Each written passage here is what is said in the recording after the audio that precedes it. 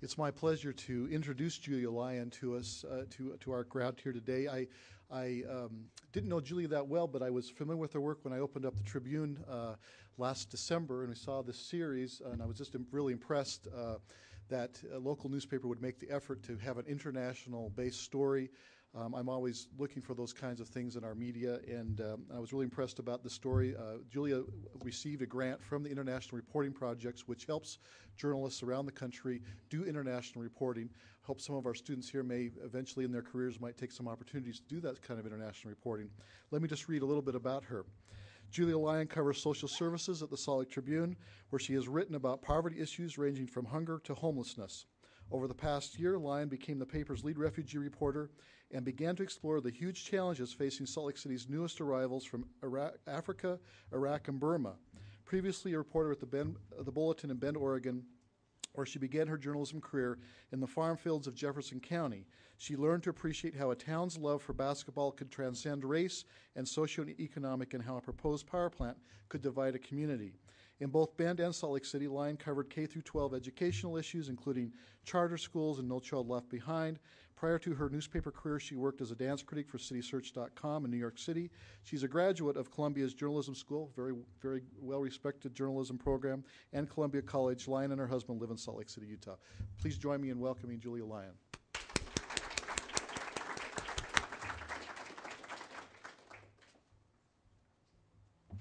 Thanks, Joel, and thanks everyone for inviting me here to speak to you today. As a newspaper reporter, we write stories all the time, and we always wonder, does anyone read them? So it's nice to know at least, that a few of you down here are thinking our work is important, and I'm glad you all think that refugees are important. It's definitely one of my favorite things to report on. Refugees are transforming our community here in Utah and across the nation. They're extremely controversial, and some people wish they weren't here, and some people are thrilled they're here and want to help. Does anyone even know what a refugee is? Could someone give me a definition of one? And maybe not the adults up front, and not you two. Anyone? Anyone? Someone that's been forcibly displaced out of their country. That's pretty much right. Anyone else? Any other details? Like if there's something going on in their country, they're in danger, then they can come here and be protected. That's right. There are millions of refugees in the world, and only 80,000 of them end up in the U.S. each year. Utah gets about 1,200 of them right now. And a refugee is someone, and I'm not teasing you, but there's someone who has been either persecuted or there's been a threat of persecution against them. So they've left their country and they feel that they would be in danger if they returned. It's actually pretty difficult to come here as a refugee. Some of the anti-immigrant folks in Utah, think it's a free ride, but it's pretty difficult to get here. You have to prove that you were in real danger. So with that little background in mind, I want to show you guys a video and see what it reminds you of, if anything.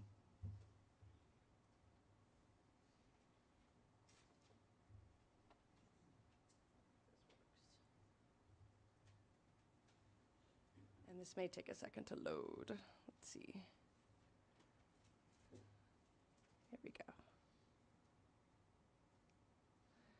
This is where my project began about 2 years ago, if we can hear it. I think it's loading.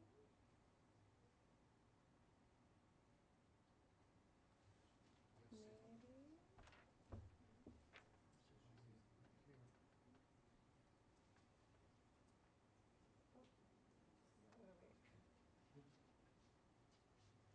All right, I'll keep talking while it loads. I want to say a name to you all and see if it means anything to you. Does anyone know the name or remember the name Sunamu? What can you tell me about that name? She's a little Asian refugee girl who was murdered by neighbors, I think. Pretty much right. She was allegedly murdered by a fellow Burmese refugee who did live right nearby. Burma, or Myanmar as they call it now, is a place I think most people in this country have never heard of, but there are thousands and thousands of Burmese refugees showing up in our country every year. So I just want to point out to everyone where Burma is before we watch this video. Or Myanmar, whatever you want to call it.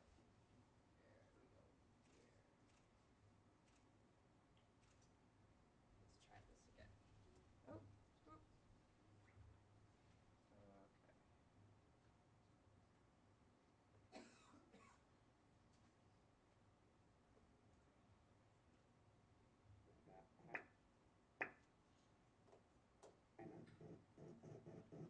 It may not work. We will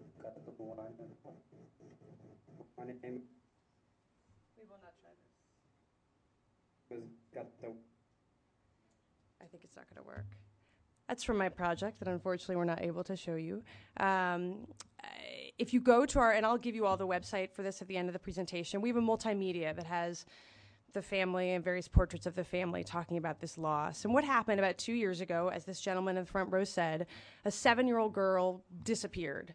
And for about 24 hours in South Salt Lake, a few hundred, maybe 1,000 people searched for her. And when they found her body, it was in the basement of a neighbor's apartment and appears to have been murdered.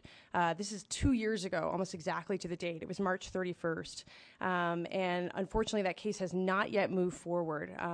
Something is supposed to be happening in about a month, but this alleged murderer has been in jail since then. So here we are at the newspaper. You know, it's a child murder, very sad.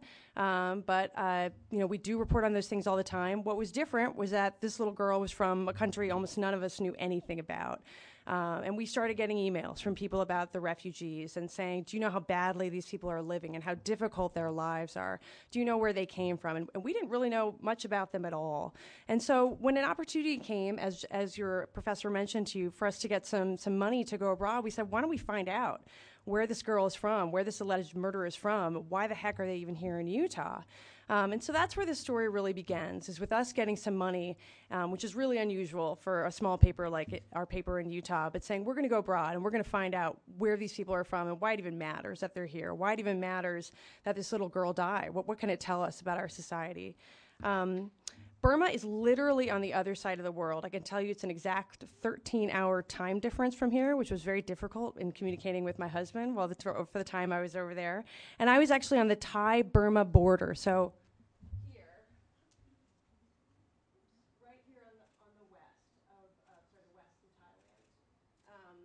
On that border, there's about 130,000, maybe 150,000 people in refugee camps waiting. And I would say at least half of them are dreaming of coming to America. I met a man or a family, every morning they get up and they pray about coming to America. The Burmese people who are there, they came in the last 10, 20, most in the last 20 years, and they had to leave their country for a couple of reasons. The military came in the 60s, took over in 1962, and there hasn't been a democracy really there since essentially never, since the British left in the 40s.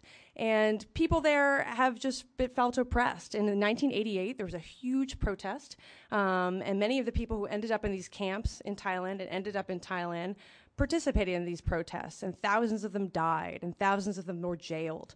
It was on August 8th, 1988. They all talk about 8/8/88. It's a very powerful day for people from Burma.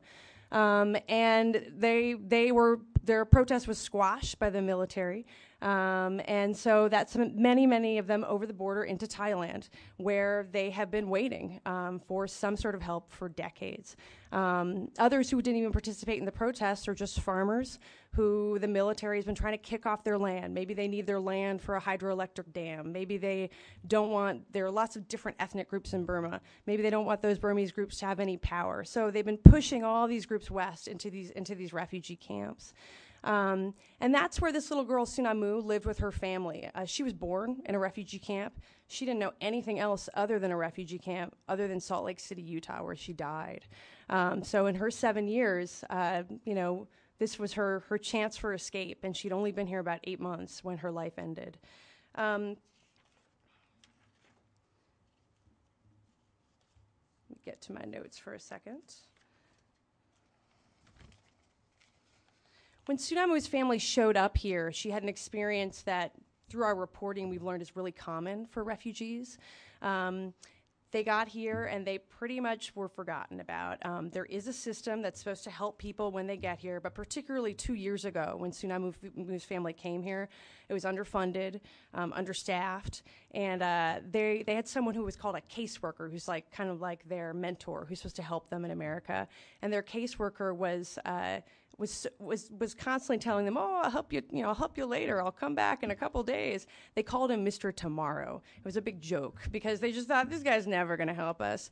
So after a couple weeks, they were really hungry. They didn't have any food because in the refugee camps, the way you live is these aid groups. They provide food for you, and so everything's pretty set up. You don't have to have it too much explained to you. And of course, if one of us was dropped off in Burma, would we know how to get food or what to do? No. So these people were, pretty desperate within a couple weeks of getting here. Unfortunately, they met some kind Americans through the school district who helped them find food, literally went out and bought them groceries. And then it started to get colder. They showed up at the end of the summer. It started to get colder, and they didn't have any blankets. So some other kind Americans, these just happened to be LDS inner-city missionaries, help them get blankets, help them find jobs, and little by little their life improved. And they thought, this is it. We're going to finally start over here in America. Sunemu was the family's only daughter, and she was her father's favorite. And so that when she died, it was really particularly tragic for the family. The mother was not going to have any more children. This was it. Someone who had really brought a lot of light to the family was gone. So they've spent the last 2 years, wondering what is this promise of America? Where we were expecting all these things, and we expected new life. They said to me, America would save us. That's what we thought. And that's where a lot of these refugees are coming from. Utah, fortunately, is ahead of a lot of other states. We have been aware that there's a huge problem here, and hopefully our reporting has also illuminated some of that issue over the last couple years. I've met many refugees from particularly some African countries where they've been in camps for even longer than the Burmese, maybe 40, 30 years, never had a chance to get an education.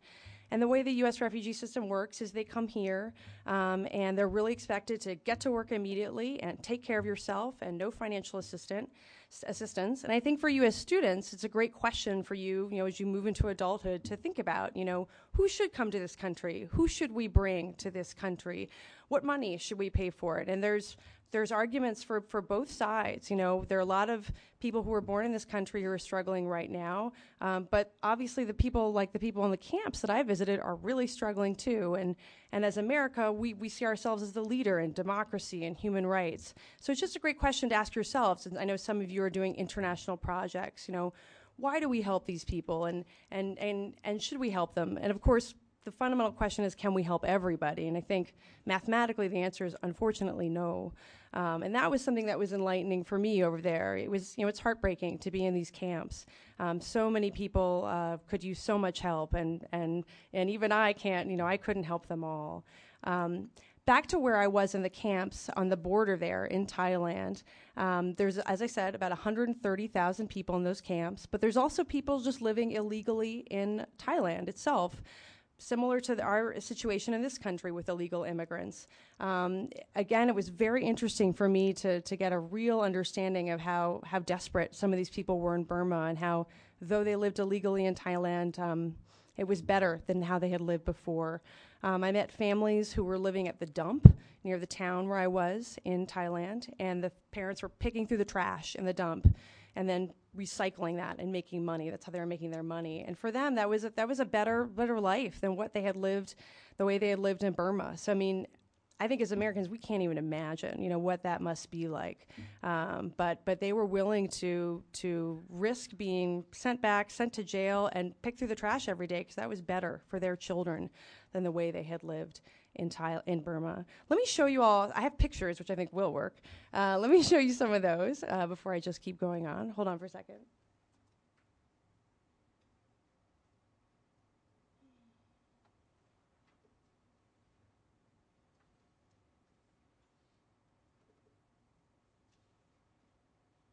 Show up? It does show up. Okay. One very interesting thing for the Burmese who live in Thailand in these camps is they are very religious. They are primarily devout Baptists. And this is the Baptist church where Sunamu and her family went. They actually built that church. And the pastor there, even though he totally would qualify to immigrate to America, does not want to leave. He really wants to take care of his people who are there and of the students. Students come illegally from Burma, come to his church and board with him so that they can go to school illegally in Thailand, because again, there are no opportunities for them in Burma.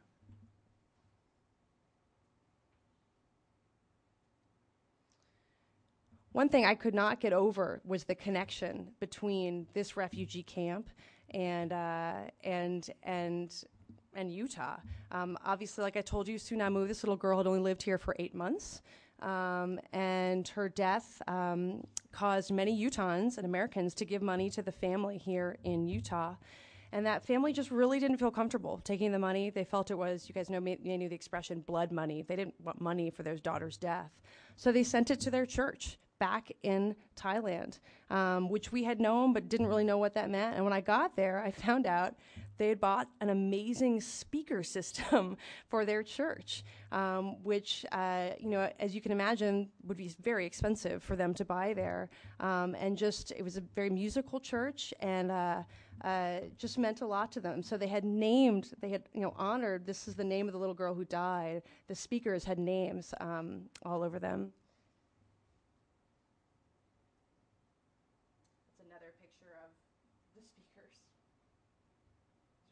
Students. That's a memorial. There will be a memorial like this little girl, for this little girl one day.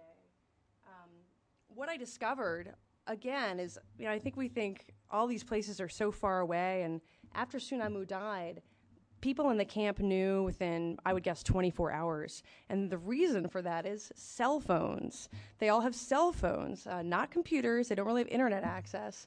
But someone got one call and then gave this information to everyone else in the camp. And although we could never quite pin this down, Sunamu was from one ethnic group called the Karen, and her alleged murderer is from a different ethnic group. And there has always been tension between them. He actually was also a Muslim.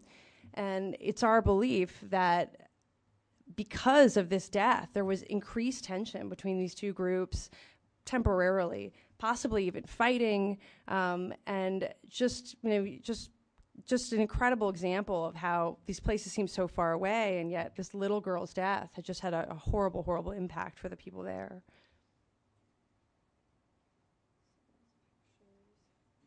This is where Sunamu grew up, in a bamboo hut. The actual bamboo floor, and there's a thatched roof, and there's no plumbing and no electricity, and they haul their water in. And most people are wearing what that woman is wearing, called a longji, which is like a sarong. This morning, when I was driving to work, I drove by a 7-Eleven near my house, and I saw a woman pushing a stroller in her longji. That's almost the only thing people wear there, men and women. And people here, if you see them on the street wearing them, it might be the only thing they own. So they're still wearing it here. It's just kind of interesting. That's the kitchen. Another shot of the house. That's the outside of the house. It's very beautiful, I have to say. These refugee camps we would think of them as like a little paradise with palm trees and everything else, but banana trees and coconuts, but obviously very, very simple, bleak lives. Oh, and back to my story about the stroller. If you were in a refugee camp, not only would you not have a stroller because you would not have any money and there would be no way to buy such a thing, the roads are so rutted, the little lanes between the houses, that I even met a family that had a very disabled daughter, and they had a little wheelchair for her, but it was impossible for them to push it, and she was like 13 years old, so the father had to just carry her everywhere that he went. This is her school. Some of her former schoolmates.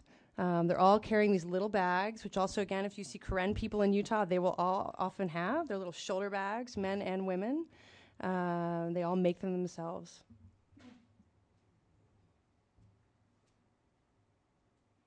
Dirt floors, obviously.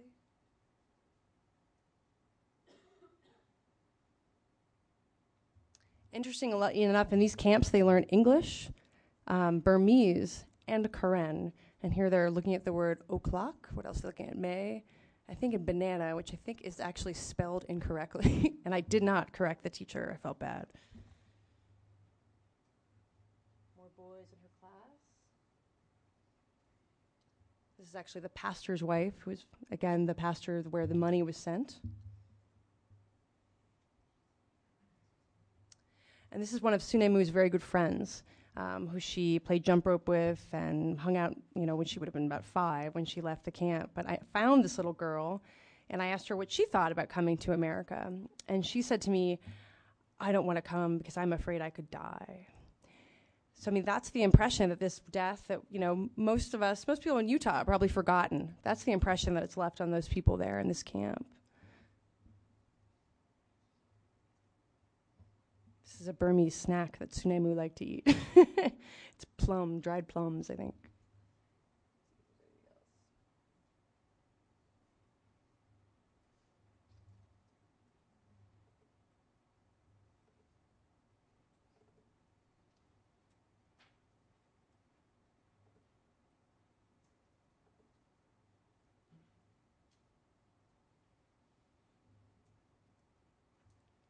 So I started telling you about the other issue. Refugees from these countries are often not the only people in crisis.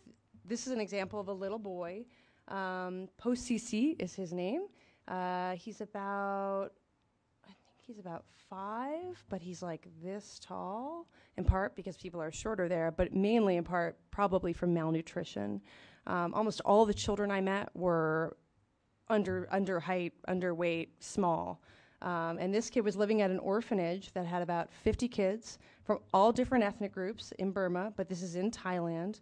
And their parents had abandoned them at hospitals and abandoned them in all sorts of places. Often the parents might have had AIDS, parents might have died. And this orphanage, we call it an orphanage, actually announced that they're no longer letting anyone get adopted. Because the children, they're so concerned that the children could be used in child trafficking. Do you guys know what that means? So it could be like literally sold to work in a factory, sold to be a prostitute, whatever it may be. So they're not allowing any of these kids to get adopted till they're 18. It's another kid in the orphanage. This is a woman eating an apple, and the kids are they're so thrilled to see an apple that they're all begging for a piece of the apple. Refugees share, whoops.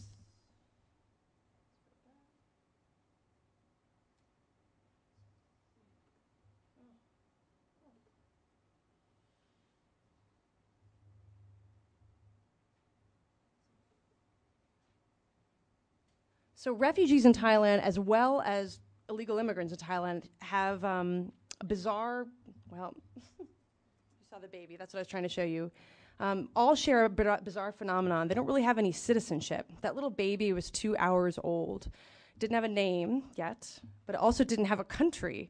When they're born in Thailand, it's not clear what country, if any country, they belong to. The Thai government is trying to figure out what to do, but it's not certain that any of these children will eventually have a citizenship. So the kids in the refugee camp, if they can get out at least, they're far better off than some of these kids in Thailand, where their only hope would really be to go back to Burma. That's the father of the baby that was just born. He's very proud. He's showing me his house in the background. He cuts down bamboo in the jungle and sells it.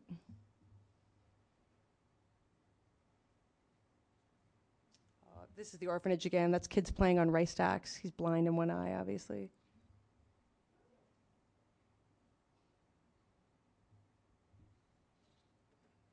This is a guy that works at a garment factory. He's about 24, about the same age as you guys. His house is a room with cardboard walls. That is about the size of a queen bed, and he was really proud. He was really proud that he lived there, and it was the best job he'd ever had, the best place he'd ever lived. So again, if that gives you any perspective on where these people are coming from, and he could have been a refugee, but again, many people just live in Thailand, better economic opportunities. Some of them are hoping to go back to Burma one day. And some of them don't quite fall into the definition of the persecution, so they can't quite apply at the camps. These are kids these are kids playing at the dump, actually. You can see how dirty she is. She's just found something on the ground she's playing with. And on her face, she has something called tanaka, which is like a white makeup that men, women, adults, children all seem to wear. It's what they consider beauty. And at first it's quite startling. It looks like clown makeup, from our perspective. But they really think it's beautiful. And but I think they've been told not to wear it in the United States because I've never seen it here.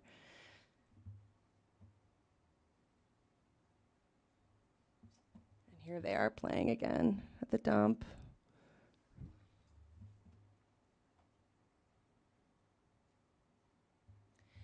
These kids, once about the time they're 13, they start working with their parents because there is no more school to go to and they need to help their families.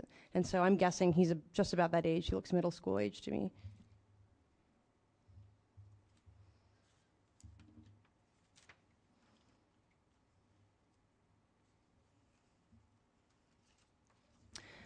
And this is another woman at the dump. Again, with that tunnock on her face. And again, she was happy to be living there, happy to have the opportunity to do better by her family. But you can see how grim that place is.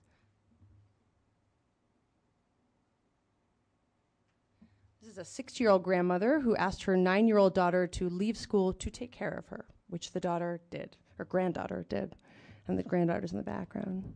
She's about to take a shower, and it's raining, so she's wearing her little bamboo rain hat.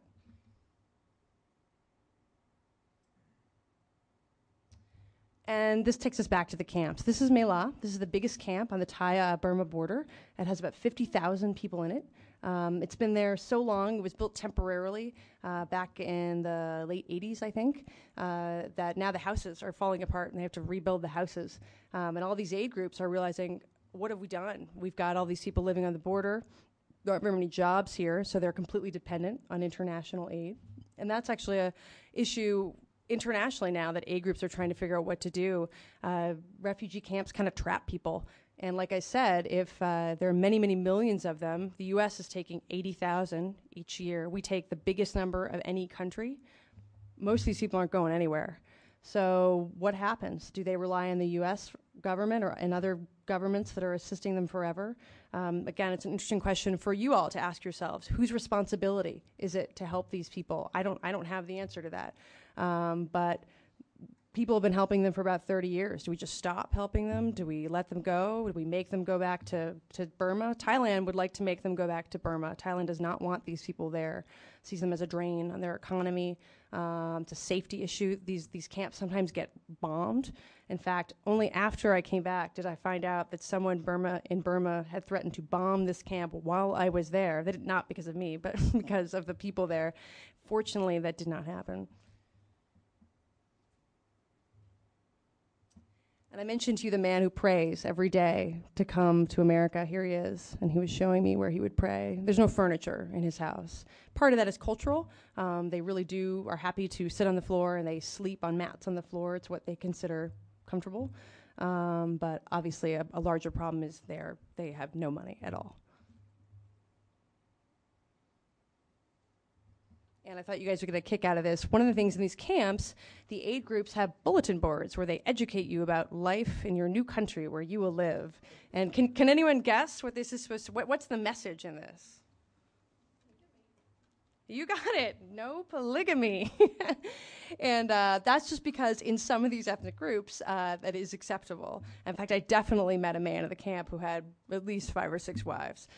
So I don't know if this message is sending it home, but I thought it was funny because of where we live.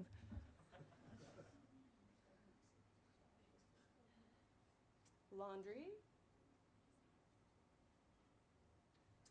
And here's a kid in the camp you guys could all relate to. He's about 18 years old. He is making a kren, the shoulder bags I showed you. He's making one for himself. It's cheaper than buying one. And he lives in a camp called Umpiam, which is another one of these camps on the border. And it's the only place he's ever lived. So it's a couple square miles. He'd love to see anything in Thailand. He'd love to see Bangkok. He'd love, there are beautiful oceans in Thailand, or beautiful coasts in Thailand. He can't leave. He can't leave these camps because he doesn't have permission from the Thai government. Requires that everyone stays in these camps. And in fact, the camps are ringed by police. You go through checkpoints to come in and out. So he really, unless he sneaks out and risks getting in enormous trouble, he really is trapped. And I remember him saying to me how he'd love to see the ocean.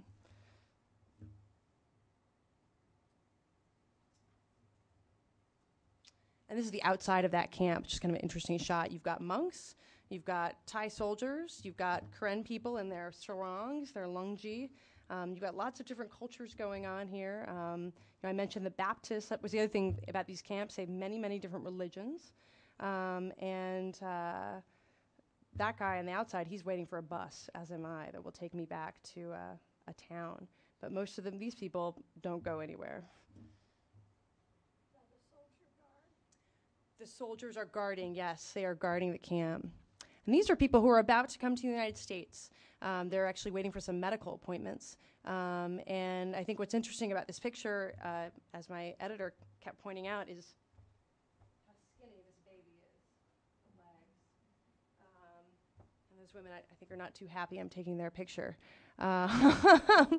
But people are showing up at the United Nations office every day asking for help. It's extremely complicated to apply for to come to another country. It's so complicated that I think I understand it. I'm not entirely sure I understand it.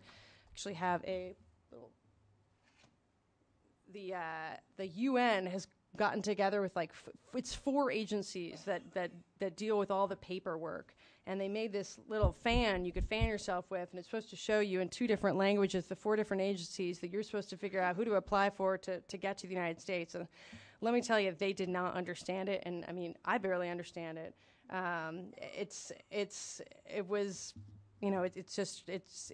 a torturous process that takes years if you're lucky. And you have to have the right paperwork and the right example of how you were persecuted, and they check your story. In some cases, people do get through, I think, with some made up or lies about their persecution. But for the most part, people really have suffered before they got here. One of the most common things I heard in the camps was forced labor. So the family lived in Burma, and the dad had basically been not kidnapped, but forced to work for the Thai military. The Burmese military, carry ammunition on his back, carry rice. Basically not get any food, and it was either die being a mule for the military or escape and flee with his family into Burma. And that's what most of these people had done.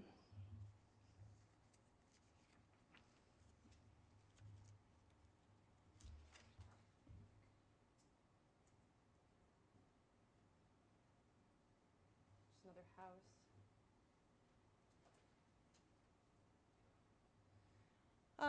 So back to Sunamu, who I started the story with. So had anyone read the story, the article I wrote? Or, okay, maybe a few. It's okay. I went over there wondering, what am I going to find? Does anyone, like I said, does anyone remember this little girl? Yes, we found out they did remember her. As I told you, the news flew through the camp. People were angry. People are afraid. But 2 things happened. First of all, a lot of people who they really knew had left. These camps turn over. They kind of churn through people. So all their neighbors, most of them were gone. I couldn't find those people. But I was able to find the alleged murderer is a guy named Isar Met, who's sitting in Salt Lake County Jail right now. This is his former neighbor. And I went in there and I started talking to a few of his cousins I could find. And they started saying to me, Isar Met he was never normal. He's never normal. And, that's kind of a weird thing for someone to say to you. And they started saying he was always kind of like a kid, a big kid. And, well, what does that mean? What does that mean? And I said, well, did he go to school? And they said, well, a little bit. And I kept asking questions. And what came through was that he was extremely developmentally disabled. He used to sit and talk and laugh to himself. He played with kids. He had dropped out of school because he couldn't handle school early on. And perhaps one of the saddest stories I heard, this is a pole right near his house. That's where his mother tied him to once because he used to wander around the camp. So she tied him up one day. We confirmed this. I talked to his mother. The family lives in Arizona, and it's just, she was overwhelmed. Her husband was disabled. She had a disabled son and something like 7 other kids, and that's how she was able to discipline him. So he unfortunately had a really hard life and maybe, wasn't what we would think of as totally normal. And he came here and, again, I say alleged, the case is not over. But certainly, we don't know what happened to Sunamu, but, he came to the U.S. with a really difficult background, as had she.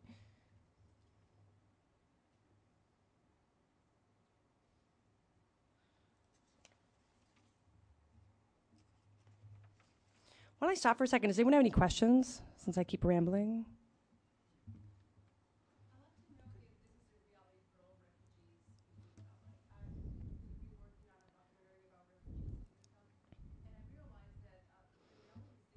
I've seen a lot of refugees from Middle East that are more educated, and they really can, they really can help, bring something to the society.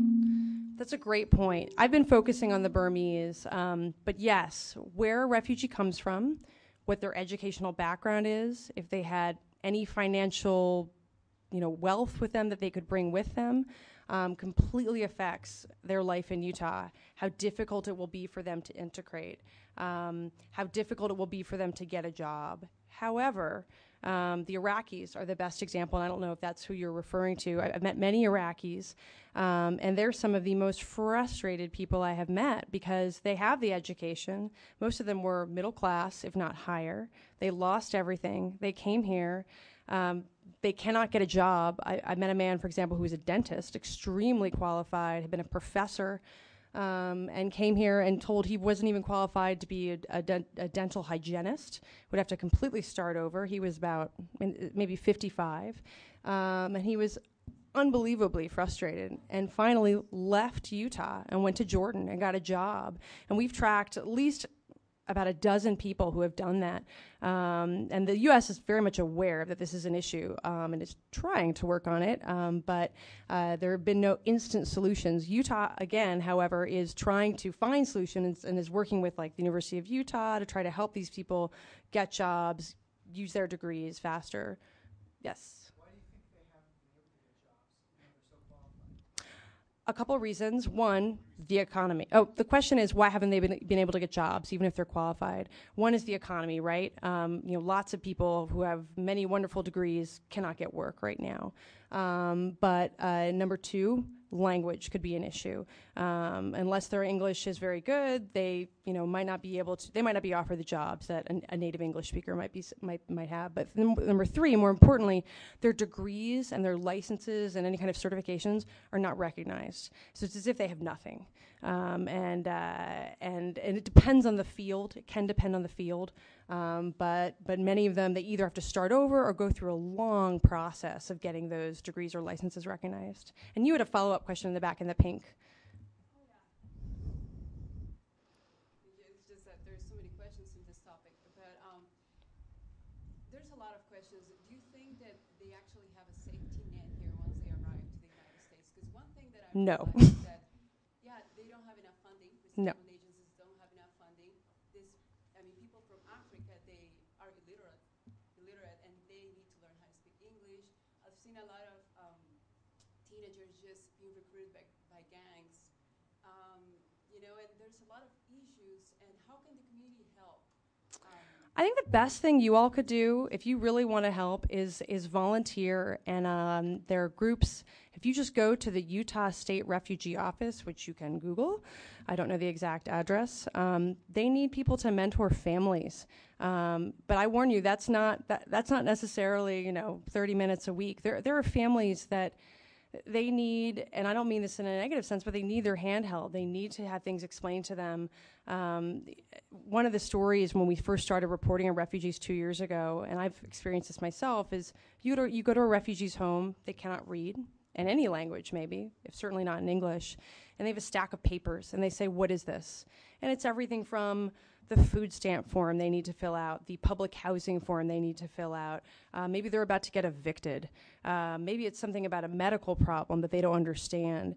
And you guys are students. You may not have yet encountered the horrible bureaucracy that there's a lot of paperwork and challenges like that in the world. But if you can imagine, if you didn't speak any English and if you didn't even read in your own language, what would you do? How would you handle it? And a lot of them do nothing or have done nothing until they get connected with volunteers. So I think that's one of the best things that people in Utah can do is give a little of their time. And there are other ways other than mentoring families. If you get on that website, there's lots of things out there, whether it's one time a year thing, but people just need. I I think also people just want a friend. You know, they want to know that they're welcome here. And sometimes what I've heard from refugees is they don't feel welcome here. And yet, you know, we brought them here with a lot of promises. So they want to know that, you know, we do really want them here.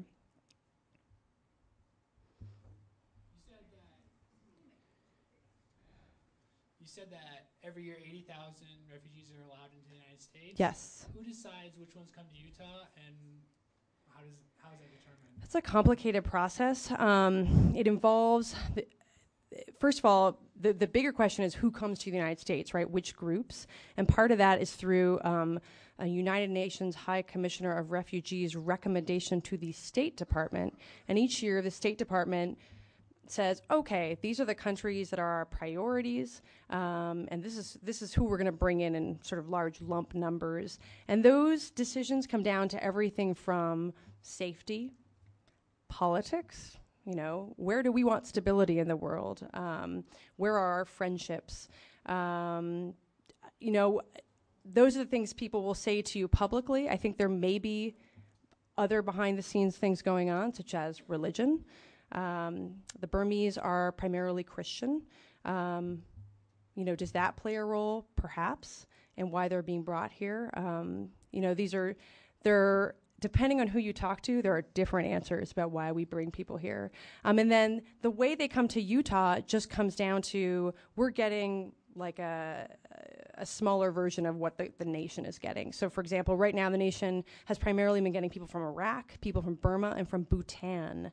And so those three groups have been coming in large numbers to Utah as well. Does anybody else have a question?